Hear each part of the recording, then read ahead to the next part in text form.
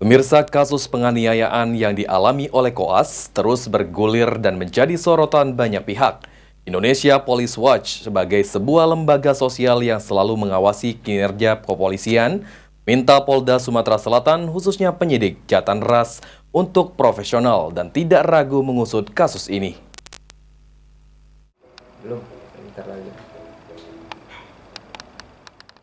Indonesia Police Watch perwakilan Sumatera Selatan Ricky MZ mengungkapkan jika kasus penganiayaan terhadap salah satu koas menjadi perhatian banyak pihak karena melibatkan anak pejabat.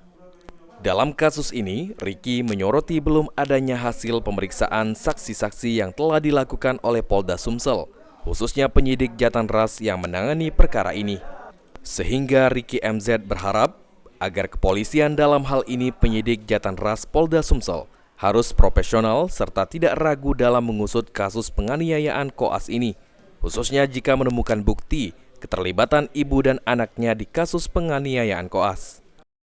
Publik ini berharap ya ada polisi jangan ragu menemukan bukti permulaan lain yang memang kalau ada keterlibatan dari ibunya mahasiswa koas maupun dari mahasiswa koasnya itu ya polisi jangan ragu juga.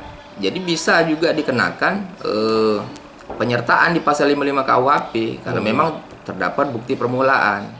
Ricky sendiri melihat jika Polda Sumatera Selatan khususnya penyidik Jatan Ras masih sangat standar dalam mengusut kasus penganiayaan koas.